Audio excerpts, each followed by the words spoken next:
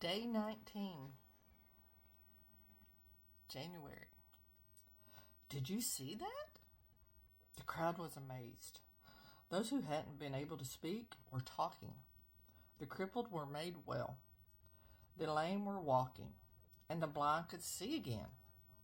And they praised God of Israel. Matthew 15:31.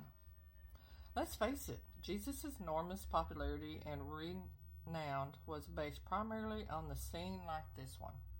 Okay, some were impressed by his teaching. Still today, even people who don't consider themselves followers of Jesus frequently admit admiration for his great teaching. What brought thousands of people to Jesus was the possibility of days like this one, where a whole circus of the sick, diseased, demons, plagued, and various crippled would be all released from their afflictions and suddenly start walking around as normal people. Sane and sound, it must have been a stunning spectacular to watch. And for those most affected by his ministry, the afflicted themselves, it was, of course, astonishing and wonderful to be free at last from whatever had plagued them. Why did Jesus do this? To fulfill the ancient prophecy of what the Messiah would do and bring glory to God. Jesus doesn't always heal everyone. Sometimes God has other purposes for permitting our continued suffering. But it is recounted that there were days in his earthly ministries when huge crowds brought their innumerable afflicted friends and relatives and laid them at Jesus' feet.